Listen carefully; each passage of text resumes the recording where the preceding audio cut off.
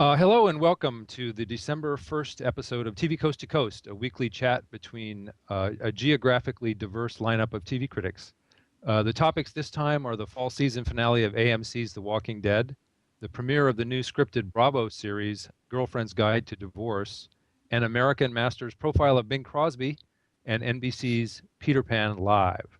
Joining the conversation this time are Mark DeWidziak in Cleveland and Vicki Hyman in New Jersey. Portland's Christy Turnquist is off for a couple of weeks. I'm your host, Dave Walker.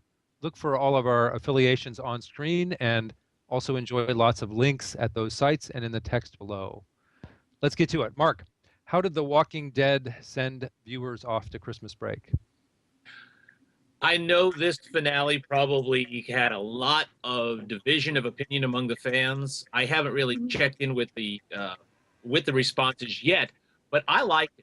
I was very much enamored of this finale. Not going to give away anything too big in case anybody did not see it, but this was an amazing ending emotionally.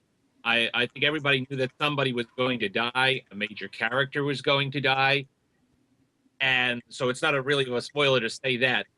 But this was not just killing a character for the sake of killing a character. This was endemic to the plot. It had a huge emotional payoff when it occurred, and you could pretty much guess who the character was. The worst part of this season was, a la the usual Walking Dead, if they give somebody a lot of story all of a sudden, there's a pretty good chance they're going to off the character. So you've got a pretty good guess as to who the character was that they killed last night. But again, when they got there, it was a really, really well done scene, and I've been thinking about the scene ever since and interpreting it and reinterpreting it in my mind. And if a finale can do that, it's got to be a pretty good finale. So I really think it sets it up nice. It leaves you thinking. It's not the same way they've killed other characters off in the past. It was different. And the other part of the thing that I liked about it was that it brought all these stories. They've been doing a lot of time shifting during the last 8 episodes, and all of a sudden everything sort of came together in a very nice way, setting up the next one. I haven't liked everything they've done in these eight episodes, not by a long shot. And last night I felt like it was a little rushed. It felt like they were trying to get a lot of story in, but when it got to the actual moment, it paid off very nicely. So they still have me. The Walking Dead always does this dance of pushing me away and luring me back, pushing me away and luring me back. And I have to say, after last night, they still got me. Vicki? Well, just a note on The Walking Dead. I saw it too, and I did not have quite the warm fuzzies about the finale that you did, because the character who died, I think, had been kind of sidelined for a number of episodes, and I just didn't feel very invested in this particular character anymore.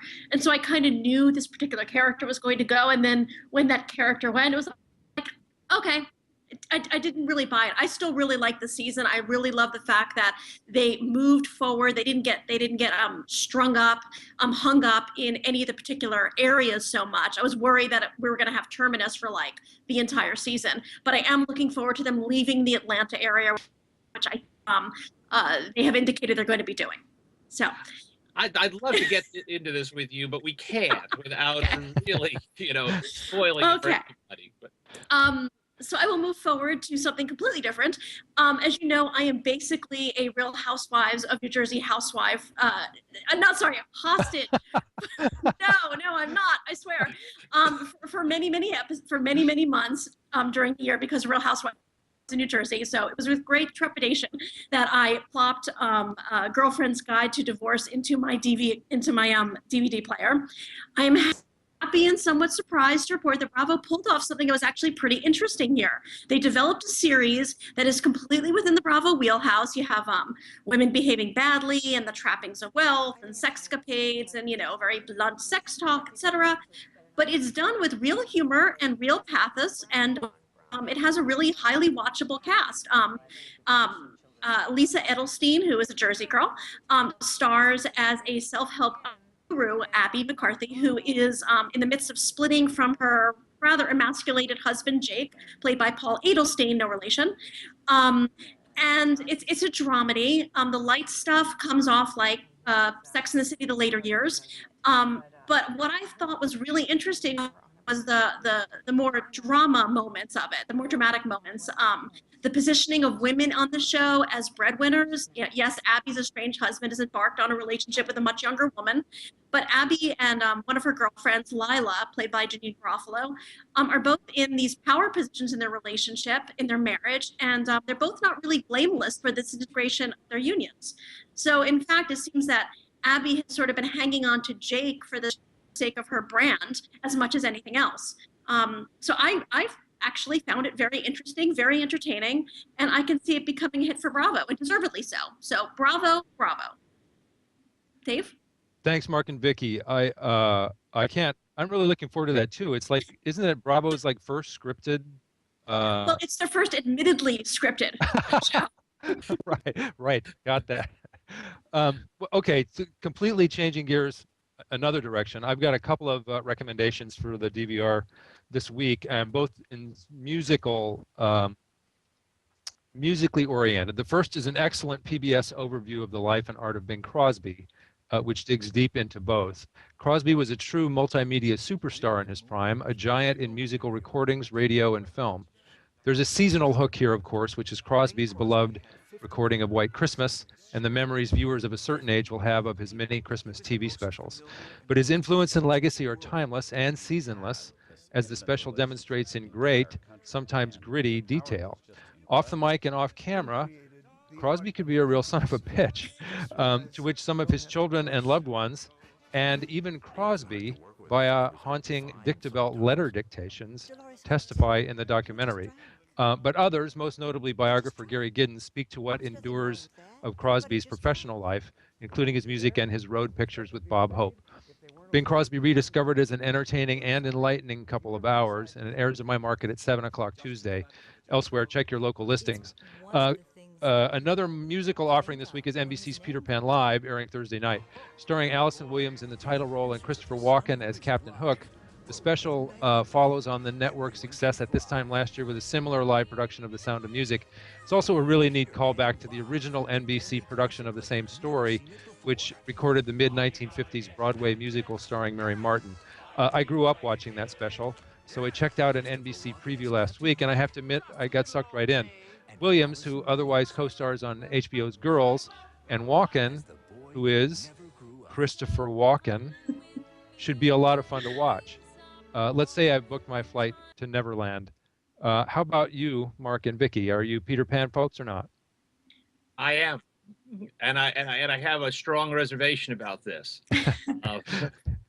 And to me, I'm looking forward to see what they do. But I am really and I watch the previews as well. And I know you cannot judge from a preview, but I already do not like what Christopher Walken is doing, which is pseudo Johnny Depp. I don't need that. That's not Hook. That is Hook is a greatly theatrical character. He's wonderful. He has this ego that just soars, and he has all of these neuroses. And Barry put all that in, and I'm watching Walken, and he's doing Walken. That's not Hook. I mean, you know, the great Hooks are like Cyril Richard and Boris Karloff, who could really go right to the rafters with it.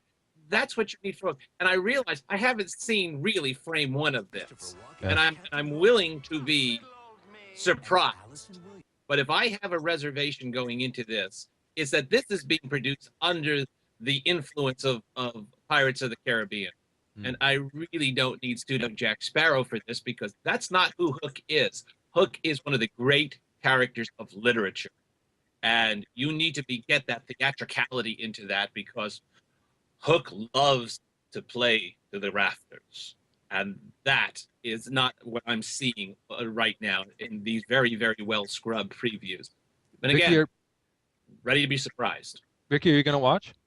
I am going to watch. I have exactly the same reservations as Mark. From what little I've seen, he's just Walken, whereas everybody else seems to really inhabit their characters. And, you know, kudos to them. But, you know, I'm going to watch probably unwillingly. I have no, you know, nice memories of this. I've actually never seen a performance of Peter Pan in my life. It's just not something that I grew up with. and I'll watch, but I am not hopeful. All right. Well, that should do it for this week. Thanks everybody for watching. Everything from The Walking Dead to Girlfriend's Guide to Divorce, Bing Crosby to Peter Pan. We'll see you back here next time. And thanks, Mark and Vicki. Take care. Okay. Bye. Take care.